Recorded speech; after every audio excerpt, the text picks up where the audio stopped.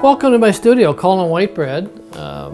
I've been on the studio tour for about 3 or 4 years, and I'd like to begin by saying I'm going to really miss having you in my studio.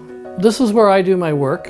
I spend most of my time in here. I teach in here as well. Quite often I teach a lot of different age groups, painting, creativity, and all sorts of other artistic things. So I do all my work here. I look out to a nice forest, which is very inspirational for me. My artwork is really inspired by a little bit of my own spirituality.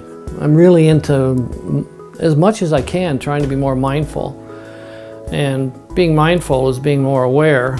And I find when I look outside and I look at nature or people or groups or whatever the case may be, I get inspired.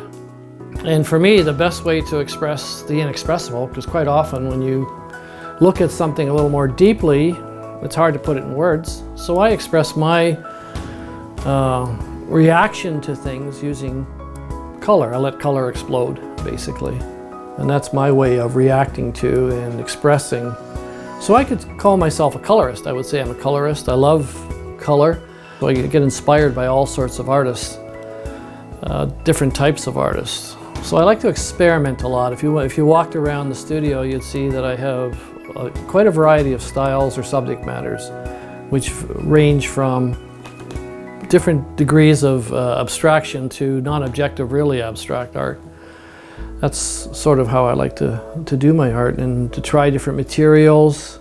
Quite often when I do different scenes, different series, I tend to stick to a somewhat similar palette with a little bit of variation. But these are some examples of some of those, that particular palette. And I had fun doing that, especially this time of year when you realize how warm it is.